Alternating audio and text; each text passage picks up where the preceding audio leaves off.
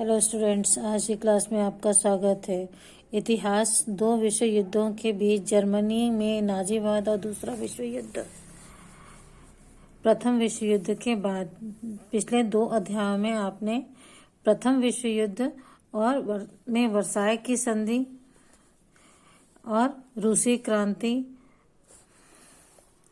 और महान आर्थिक मंदी और उसके बाद द्वितीय विश्व युद्ध रूसी क्रांति के बारे में पढ़ा था। 1919 से 1945 में विश्व इतिहास को समझने के लिए हमें इन बातों को बार बार दोहराना पड़ेगा जो हमने पिछले अध्यायों में पढ़ा था। प्रथम विश्व में अधिकांश देश यूरोपीय देशों में आर्थिक रूप से कमजोर हो गए थे, आर्थिक रूप से कमजोर कर दिया था, जिसे उबरने के लिए प्रयास में महान आर्थिक मंदी से बुरी तरह से प्रभावित थे। जो आर्थिक मंदी विश्व युद्ध के कारण हुई थी, उससे बाहर निकलने के लिए प्रयास में पूरा विश्व जो है आर्थिक मंदी में प्रभावित हुआ था। रूसी क्रांति और बढ़ते हुए सामाजिक और साम्यवादी प्रभावों के कारण और मजदूर आंदोलनों के कारण हर देश में समाज के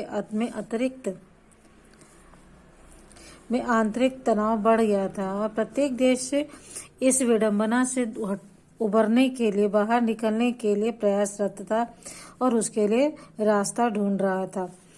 उस देश पर किस विचारधारा और सामाजिक तबके का वर्चस्व रहे। उन दिनों तीन प्रमुख विचारधाराएं जो थी लोगों के बीच में प्रसिद्ध थी। कौन सी थी वे तीन विचारधाराएं? उदारवादी लोकतंत्र, संवैधानिक समाजवाद और साम्यवाद और दक्षिण पंथ की विचारधारा। ये तीन शासन प्रणालियां जो थी उस समय प्रचलित थी या लोगों के बीच में प्रचलित हो रही थी उस समय। उदारवाद में लोकतंत्र में तानाशाही के विरोध था, लोकतंत्र तानाशाही के विरोध में था और उदारवादी लोकतंत्र जो है वह संवैधानिक सरकार के पक्ष में था, जिससे चुनाव के माध्यम से सरकार का गठन किया जाता है और सरकार चुने हुए प्रतिनिधियों के प्रति उत्तरदायी होती है। नागरिकों के अधिकार और उनकी स्वतंत्रता संवैधानिक रूप से सुरक्षित थी और सारा सरकारी कामकाज जो है कानूनी तरीके से होता था। सामाजिक उठापटक की जगह तर्क पर आधारित सार्वजनिक बहस पर आधार पर नीति निर्धारण का महत्व दिया जाता था, ताकि समाज में सहमति के आधार पर निरंतर विकास हो। लोकतांत्रिक शासन प्रणाली बच्चों, जिसमें सरकार जो है चुने हुए प्रतिनिधियों के द्वारा बनाई जाती है और उन्हीं के प्रति सरकार जो है उत्तरदायी होती है। इसमें सरकारी कामकाज के अलावा तानाशाही नहीं होती है। लोकतंत्र अर्थात आम जनता का शासन होता है और संवैधानिक शासन होता है और प्रत्येक व्यक्ति को उनकी स्वतंत्रता और संवैधानिक अधिकार प्राप्त होते हैं।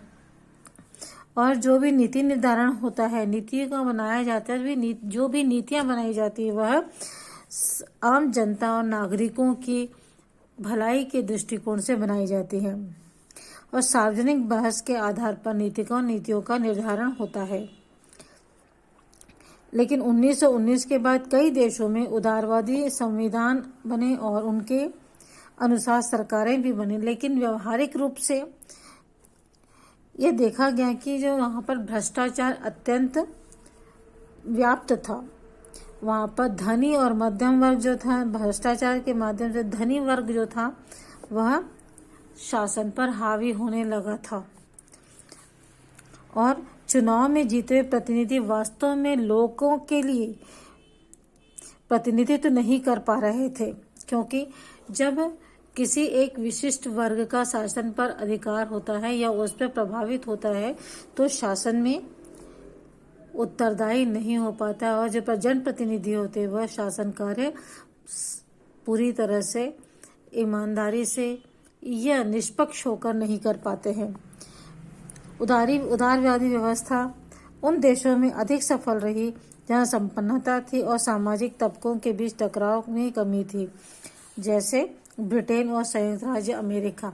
लोकतांत्रिक व्यवस्था जो है ऐसे स्थानों पर अधिक सफल होती है जहां पर लोगों की आवाज सुनने वाले प्रतिनिधि मजबूत हो जो कि किसी विशेष पक्ष के दबाव में ना आए, तभी लोकतंत्र सफल हो सकता है।